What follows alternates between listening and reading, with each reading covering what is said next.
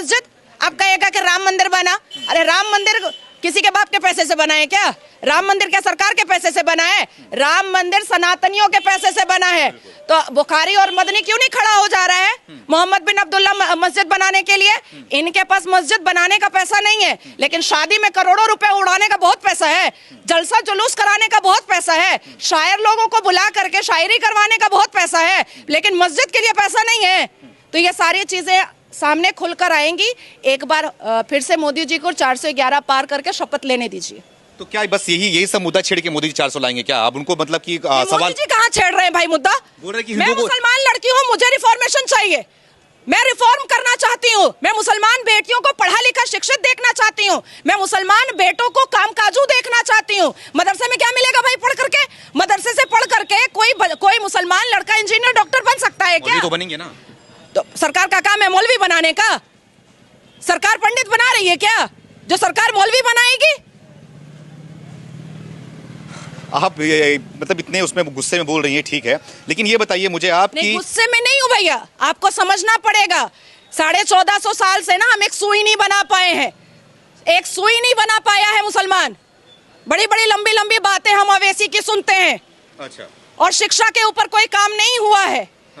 किसी भी तरीके का रिफॉर्मेशन नहीं आया है इस्लाम में। आपको नहीं पता है कि क्या दुर्दशा है मुसलमानों की। हम मुसलमान भारत को आप डेटा में निकाल करके गूगल में देखिए, शिक्षा में भारत 79% शिक्षित लोग हैं। सच्चर कमीशन का रिपोर्ट देखिए, हम मुसलमान दलित से भी पीछे हैं शिक्षा में, क्योंकि हम पढ़ना नहीं चाहते हैं। खाली तलवार दिखाओ शलवार पहनाओ, तलवार दिखाओ शलवार उतारो, यही काम है। इससे निकलेगा मुसलमान तभी जब मुसलमान शिक्षित होगा। मुसलमानों को शिक्षित होना पड़ेगा, तभी उनके अंदर रिफॉर्म हो, तभी वो रिफॉर्म हो पाएंगे। तो मोदी ने क्या किया 10 सालों में मुसलमानों के लिए, खास करके क्या किया मोदी ने? देखिए, अब तो मुल्लाओं का काम भी मोदी जी को करना पड़ रहा है। वो बोल रहे हैं कि अल कुरान में 800 बार इंसानियत का बात है, 306 बार शिक्षा की बात है। पसमानदा मुसलमान सामने आओ, एक हाथ में कुरान ले लो, दूसरे हाथ में कंप्यूटर ले लो। ये तो मोदी जी को बोलना पड़ रहा है। बेचारा अवैसी सोच रहा है मेरा भी काम मोदी जी को करना पड़ रहा है, क्योंकि अवैसी तो कर नहीं रहा है। अवैसी तो मुसलमान बेटियों का खाली सलवार झांकते रहता है। Age of puberty is age of marriage. Owaisi का तो यही काम है, सलवार झांकने का, इसके अलावा तो और कोई काम नहीं है। ये बताइए मुझे आप कि ये जो कानून जो कांग्रेस सरकार में रही है, मतलब कि 55 से 60 साल तक कांग्रेस राज की देश के अंदर, जो कानून बनाया गया मुस्लिम पर्सनल लॉ बोर्ड और वक्फ बोर्ड को, तो क्यों मतलब कि ये मुसलमानों के लिए ही क्यों बनाया गया है वक्फ बोर्ड और मुस्लिम पर्सनल लॉ बोर्ड? हिंदुओं के लिए कोई दूसरा बोर्ड, कोई कानून नहीं है क्या? इनको मतलब छोड़ दिया गया था कि हिंदू अपने हिसाब से रहे, मुसलमानों के लिए तो ये बोर्ड रहेगा, इस हिसाब से मुसलमान चलेंगे? क्या वजह है? देखिए, हमारा दुर्भाग्य है कि जिसको हम राष्ट्रपिता बोलते हैं, हालांकि मैं गांधी जी को राष्ट्रपिता नहीं मानती हूँ, क्योंकि मैं भारत माता बोलती हूँ।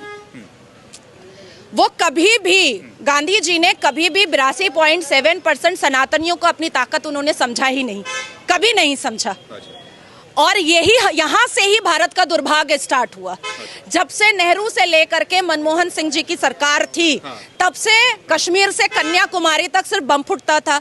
यासीन मलिक और लश्कर तैयबा और फलाना और धमाका ही होता था। मुसलमानों का कभी हलाल सर्टिफिकेशन बन रहा है, तो कभी दारुल उलूम बन रहा है, कभी देवबंद बन रहा है, तो कभी इत्तेहादुल मुस्लिमीन बन रहा है। भाई, ये भारत है। भारत का सिविलाइजेशन क्या है, हमारी सभ्यता क्या है, हमारी संस्कृति क्या है, हमारे संस्कार क्या है, हमारा श्रीमद् भगवत गीता क्या बोलता है, ये तो किसी ने पढ़ना ही छोड़ दिया। संविधान भी पढ़ना छोड़ दिया। बेचारा मुसलमान, अरे वो बेचारा कैसे है? कोई मुझे बताए तो कि बेचारा कैसे है? आर्मी के बाद सबसे ज्यादा प्रॉपर्टी किसके पास है? वक्फ बोर्ड के पास है।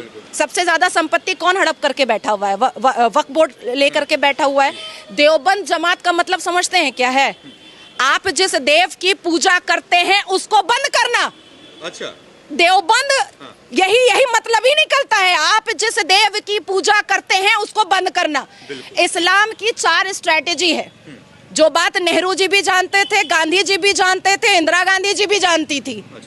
अल तकैया, दाई, जिहाद, जजिया।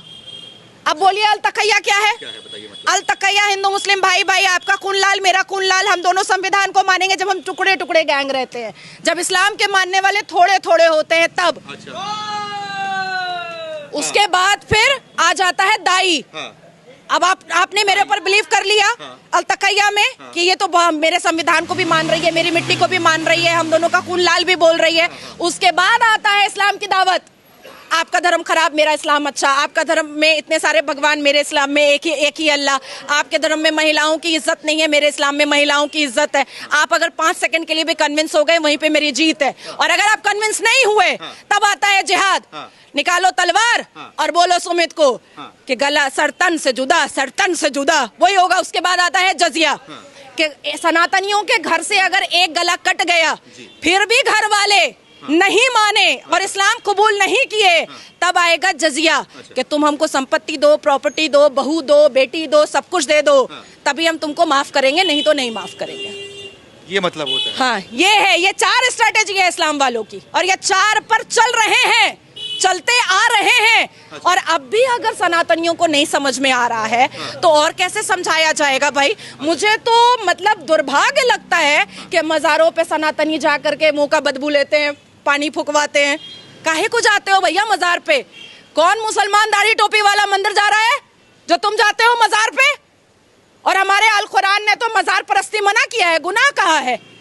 सनातनियों को अपने जोश को दोबारा लाना पड़ेगा, अपने सिविलाइजेशन को मानना पड़ेगा। नेहरू और गांधी और इंदिरा गांधी ने आपसे जो गुरुकुल छीना है उस गुरुकुल कल्चर को दोबारा लाना पड़ेगा। लग रहा है आ जाएगा। हाँ, गुरुकुल कल्चर एकदम आ चुका है। विजन, फोकस सब कुछ क्लियर है। जो कोई भी भारत की मिट्टी और भारत की धरती पर रह करके शरिया लॉ मनवाना चाहेगा उसको वाघा बॉर्डर भी दिखाया जाएगा, बड़े आराम से दिखाया जाएगा। और एक बात अंत में कह दे रही हूं आप